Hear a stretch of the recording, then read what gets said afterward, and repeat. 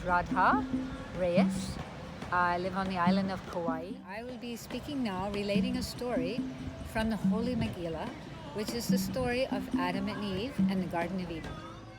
So it started in the Garden of Eden, and the Garden of Eden was not of material nature. It was a nature of light, and everything in the garden radiated light. It was so beautiful. The trees radiated light, the grass radiated light, all the flowers and all the living entities that lived in the garden were very, very filled with light. The animals had a little bit more denser bodies, but they were still radiating and glistening light. And Adam and Eve were very happy in this garden. They were completely love, and they saw each other equally. There was no superior or inferior to them. They were both equal. And they did not wear dress, any type of covering.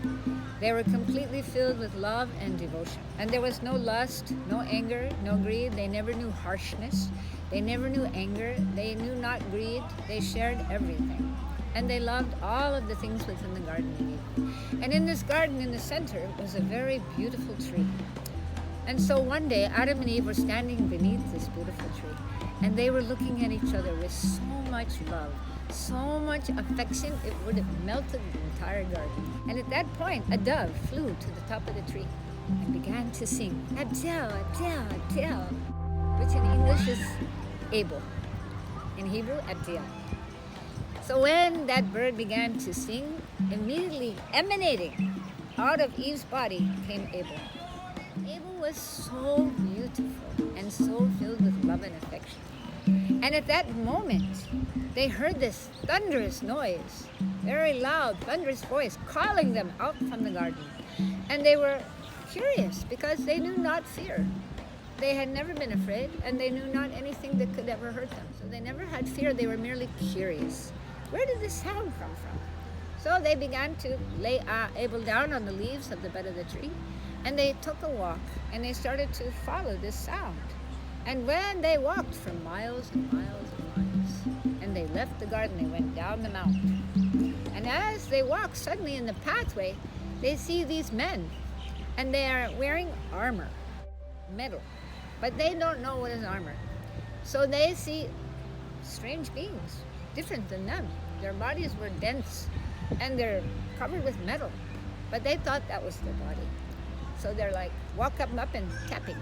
Oh, interesting. Hard. And then, as they began to curiously ask them, who are you and what are you? And it was Lucifer. And he was in the guise of Yahweh. And he told them, I am your God Yahweh. I called you out from the garden because I saw that you were just about to eat from the tree of life, and it would have killed you. So I'm protecting you. Actually, the tree would have given them eternal life. But because Lucifer did not want them to become eternal, he stopped it. And at that point, he called them out, and he wanted to have them lose their light. So he said to them, I am your God Yahweh, and I called you out because I want you to perform a sacrifice. And of course, they had no idea what is sacrifice. They didn't know what it meant, sacrifice. So they were curious, what is a sacrifice? And he said, I want you to go back to the garden. I want you to go to the tree that's in the center of the garden and break the branch in the middle. And they were like, we can't do that. We would never harm the tree. And that tree is very special. No, we don't like this idea. Oh, but you must do this. So I am your God Yahweh, and when you obey me, you will become happy, and your body will be strong like me. Look at you, you're a weak light. Actually, he couldn't harm them. So he wanted to make them lose their life so that he could give them pain, because their bodies would become more dense. They thought about it, and as children, innocent children, they were thinking, oh, I would like to be strong. Why not? That's a good thing. So then they gradually began to agree with him. He was very convincing, so they agreed with him. So then he said, then after you break the tree, the branch, the center branch, make a spear, sharp. And then, with both of your hands on that spear, you put it into the heart of a lamb. And then you pour that blood onto the tree, and then in the night you can sleep your head on that lamb. And it will give you peace. You'll be happy. And they were like, what? That sounds terrible. So he tells them, go back to the garden and find one lamb, and then take that spear and put it in the heart of the lamb, pour the blood on the tree of life, and then bring me back the lamb. So they were feeling a little hesitant to do it, but they thought, this is our God Yahweh, He's our creator, we must obey Him. And he said, as soon as you stop listening to that voice within, then you will hear your God Yahweh.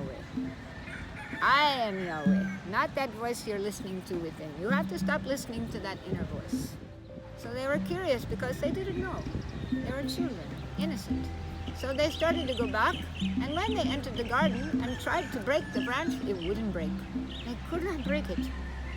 And they were like, how are we going to obey our God Yahweh? We cannot break this branch. So then they remembered that when they were outside of the garden, the trees were slightly different, a little more denser. So they left the garden and they found a tree and broke a branch and made a spear. They went back into the garden, but not a single lamb would give its life. They asked all the lambs, will you give your life as a sacrifice? No, we won't. We don't want to do that. So they said, how are we going to obey Yahweh? So Christ in the heights saw what they were about to do. And he went to his father, Osiris, and he said, Father, if they do this, they will lose their life, because no lamb here will forgive them. They will lose their life forever. Father, may I incarnate as a lamb?